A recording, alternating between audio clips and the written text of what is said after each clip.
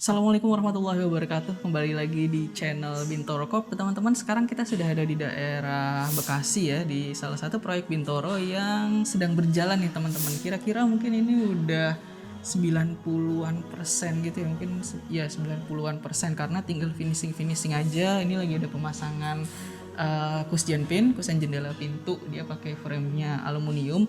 Tapi teman-teman, kita kali ini tidak akan membahas proyek ini, tapi kita akan membahas tips biaya untuk merenovasi rumah 2 lantai karena kita ada di segmen Intip Bintoro.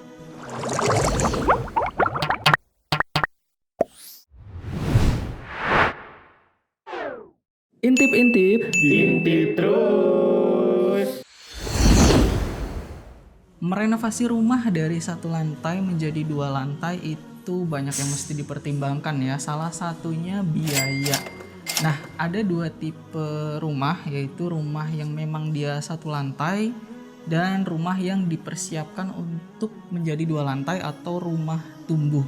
Bedanya apa? Jadi kalau yang 1 lantai itu strukturnya hanya diperuntukkan atau disiapkan dibangun untuk mewadahi atau untuk menopang hanya satu bangunan 1 lantai.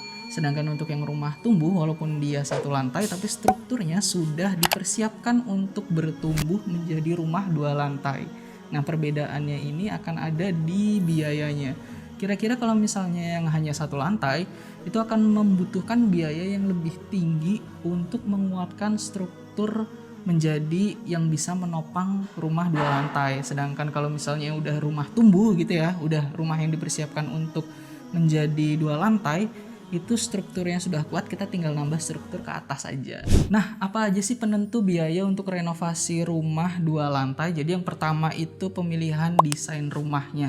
Jadi masing-masing desain rumah itu dia punya istilahnya apa ya, standar biayanya masing-masing gitu ya. Jadi ada yang mungkin lebih mahal, mungkin lebih murah juga. Kayak contohnya kita misalkan menggunakan desain rumah yang klasik, itu akan lebih mahal ketimbang rumah yang minimalis karena rumah klasik ini dia banyak profilannya gitu untuk menunjukkan kesan klasiknya, atau kita banyak menggunakan bahan-bahan yang lebih kesannya itu gold atau misalnya metal gitu yang bersinar, dia butuh LED yang lebih banyak dibandingkan rumah minimalis yang minimalis gitu ya, profilannya sedikit, bentuknya juga minimalis sederhana saja. Jadi bisa jadi rumah yang klasik ini akan menjadi lebih mahal ketimbang dengan rumah yang minimalis. Jadi pemilihan desain itu juga akan menentukan biaya untuk renovasi rumah 2 lantai. Nah, yang kedua itu pemilihan bahan material yang digunakan.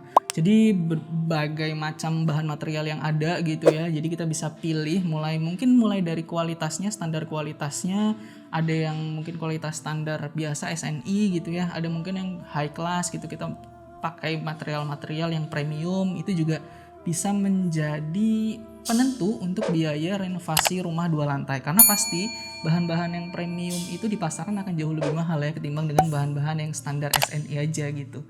Nah, selain pemilihan bahan material, juga kita dalam memilih toko material mana yang akan kita kunjungi untuk kita beli bahannya, itu juga bisa menjadi penentu biaya renovasi rumah 2 lantai. Karena lebih baik teman-teman memilih toko-toko yang mudah untuk negosiasi. Jadi kita juga bisa mendapatkan harga yang lebih murah dengan cara negosiasi ke toko materialnya. Poin selanjutnya yang bisa menentukan harga biaya renovasi rumah 2 lantai itu kita menggunakan jasa kontraktor yang seperti apa. Kita bisa menggunakan jasa kontraktor yang terpercaya atau yang amanah, atau kita bisa menggunakan jasa kontraktor yang asal-asalan. Nah, ini juga bisa menjadi poin penentu biaya renovasi rumah 2 lantai.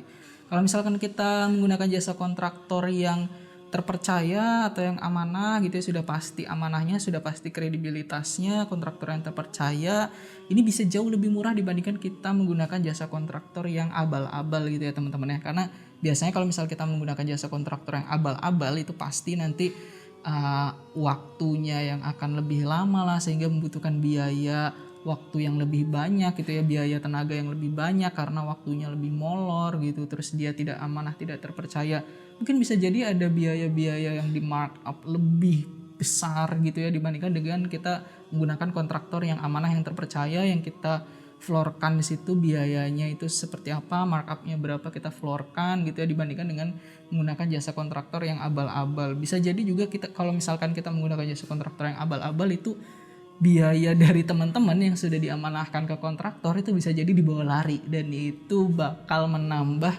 biaya untuk renovasi rumah teman-teman.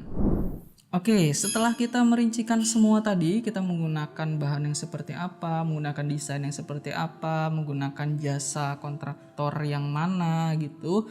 Jangan lupa untuk membuat RAB atau rencana anggaran biaya gitu ya, rincian anggaran biayanya.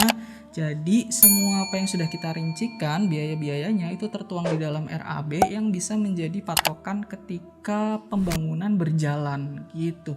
Jadi nggak akan ada misalkan yang harga-harga yang meleset dari rencana di awal karena semuanya sudah tertulis dan terinci di dalam RAB. Kalau misalkan kita tidak menggunakan RAB, bisa jadi harganya ada yang lepasnya atau ada yang miss-nya, ada yang lebih mahal mungkin dengan apa yang kita rencanakan di awal gitu. Jadi jangan lupa untuk gunakan RAB karena ini juga bisa menjadi, penggunaan RAB ini bisa menjadi penentu biaya renovasi rumah 2 lantai. Nah yang terakhir, gunakan skala prioritas. Jadi kalau misalkan kita ingin merenovasi rumah 2 lantai, itu kita tentukan dulu prioritasnya, ruang-ruang mana saja yang akan kita bangun terlebih dahulu. Misalkan belakangnya aja dulu deh yang kita gunakan 2 lantai, atau misalnya langsung aja seluruhnya gitu, seluruh rumah 1 lantainya kemudian kita langsung naikkan menjadi 2 lantai full gitu, atau sebagiannya aja, atau mungkin depannya aja, atau mungkin beberapa bagiannya aja yang menjadi 2 lantai. Nah itu gunakan skala prioritas, itu tergantung dengan prioritas ruang-ruang mana, fungsi-fungsi mana yang teman-teman butuhkan. Nah buat teman-teman yang pengen bangun atau merenovasi rumah 2 lantai dari 1 lantai menjadi 2 lantai, ada banyak pertanyaan gitu ya, gimana sih caranya kita mau merenovasi rumah yang kita udah punya 1 lantai nih, pengen dibangun 2 lantai tapi tanpa merubah existingnya. Nah kita kasih juga tipsnya. Nah tips yang pertama itu pastikan sirkulasinya pas dan fungsi ruangnya pas, sehingga apabila ada pembangunan, misalnya pembangunan rumah menjadi 2 lantai, itu sirkulasi tukangnya untuk membangunnya, sirkulasi material masuknya itu pas, tidak mengganggu dengan fungsi ruang existing atau tidak mengganggu ruang-ruang existing di bawahnya. Jadi kan misalnya 1 lantai dan kita pengen nambah 2 lantai, misalnya sebagian nih, bagian belakangnya aja. Nah pastikan sirkulasi tukang, sirkulasi materialnya itu pas, tidak mengganggu fungsi ruang di bawahnya, sehingga kita tidak perlu membongkar existing. Nah yang kedua, pastikan tata ruangnya itu pas. Jadi perhitungkan tata ruangnya, misalkan yang di bawah, lantai di bawah itu perhitungkan tata ruang untuk kita bangun ke atasnya. Misalkan di bawah ada kamar mandi, nah pastikan dia menerus tuh sampai ke lantai 2 supaya misalkan pola pipanya atau misalnya jalur-jalur pipanya, air bersih maupun air kotor itu menjadi pas gitu. Jadi tata letak ruangnya itu pas sesuai dengan yang ada existingnya gitu. Jadi kita tidak perlu banyak membongkar gitu, misalnya bagian-bagian yang existingnya. Nah yang terakhir itu seperti yang saya sampaikan di awal, pastikan kekuatan konstruksinya. Jadi apakah struktur rumah teman-teman ini yang 1 lantai ini, apakah dia sudah mampu menopang untuk rumah 2 lantai atau hanya 1 lantai gitu ya. Kalau misalnya hanya 1 lantai, berarti ya kita perlu membongkar existingnya gitu ya, untuk menambah kekuatan struktur gitu ya. Kita suntik kolom baloknya misalkan, atau membuat balok-balok yang baru untuk menopang menjadi rumah 2 lantai. Kalau misalkan yang sudah dipersiapkan untuk rumah tumbuh gitu ya, konsep rumah tumbuh, berarti ya kita tinggal menambah struktur di atasnya aja gitu kan, tidak perlu membongkar yang existingnya. Jadi tinggal menambahkan aja gitu ke rumah 2 lantai.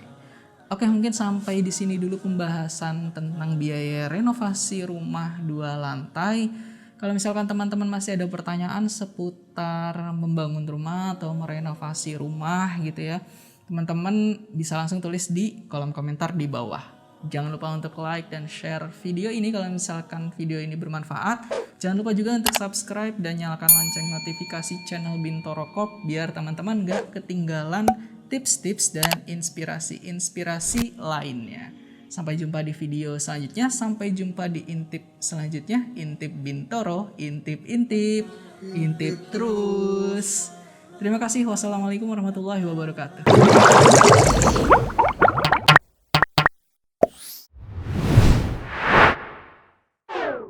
Intip-intip. Intip terus.